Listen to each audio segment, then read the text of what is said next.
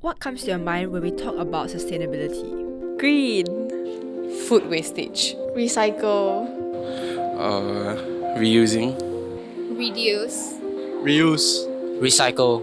Global warming. Most Singaporeans don't realise that marine wildlife needs to be protected too. The Singapore Green Plan 2030 aims to enhance animal management, particularly marine life conservation.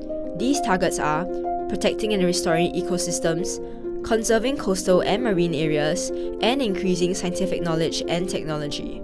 Recently, there was an incident that led to significant oil leakage, which affected Singapore's beaches and marine wildlife. Ever wondered how you can help our amazing marine life? Join us as we dive deep with two marine ecologists who will share solutions and empower Singaporeans to become conservation champions. Hi, I'm Xiaoyun, and this is Noelle. We're from the Untamed Paths, and today we're on Changi Beach Car Park 7, where we'll be exploring the intertidal zone. Here we can find the seagrass meadows. On there we can find things like sea cucumbers, sea stars, crabs, shrimp, and more. So come along with us as we explore the intertidal zone.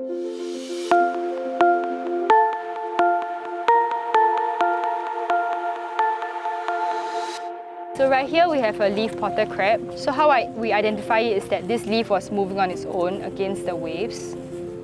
Right? So if we turn it over, we can see the crab. So this crab actually catches a piece of leaf and uses it as a shelter.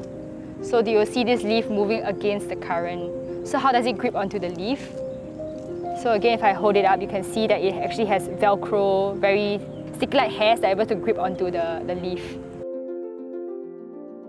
The marine environment is like often invisible or off the public's mind. Like they don't come to the beach that often. And every time they come to the beach, it's probably like high tide. So they can't see that, oh, there is actually life here. And actually the life reveals itself like pre-dawn at like certain specific times, maybe 2 hours a day when nobody's here. So maybe they just come to the beach and they think, oh, there's no life here.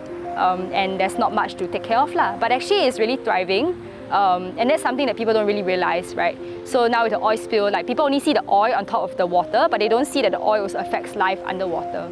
Even the public who comes as a casual intertidal walker around here, they may not know what is their natural habitat or natural way of living.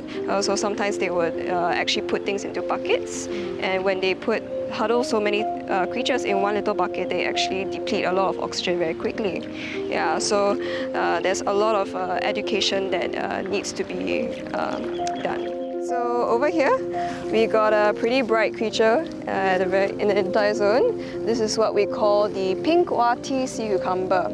Yeah, so usually these are so brightly colored for a really obvious reason is because they are poisonous. Yeah, so usually bright colors are a sign that, okay, eat me and you regret it, that kind of feeling.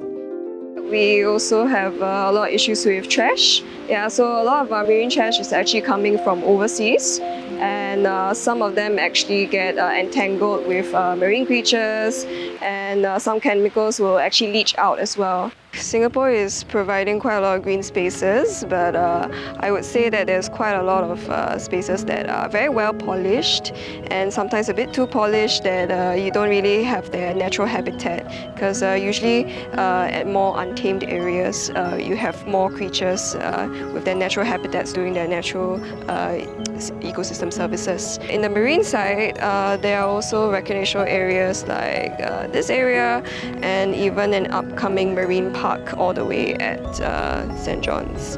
Yeah, so over there, yeah, these spaces, they are probably not well patrolled. Yeah, so there's no one there to really monitor how do people handle creatures correctly and know which creature is endangered or not. And that's what I would think that there's more work to be done in terms of education. For the intertidal zone, it's not too bad. I think after a huge incident in 2021, there have been more like etiquette guidelines as to how to behave as a responsible intertidal goer. So people who go to the intertidal zone, they are known that they should try to go with a guide. They should know that they don't use buckets or tongs or pails to collect anything because they all belong here, and to take photographs, not take them home. So all these are things that are still evolving lah. So it's like having access, but also like ensuring that it's responsibly done. It's like it goes hand in hand. As you can see, we saw quite a lot of interesting creatures along the way, and a lot of them, they have their own important ecosystem service to our environment. And what I hope for Singapore would be that more people would actually be exposed to this and also know and actively learn about their natural habitats as well as their threats, and also try to minimize handling or stressing these creatures too much. As well as to not bring anything home, because even if it's like an empty shell, they can still provide calcium or other nutrients to other creatures out there.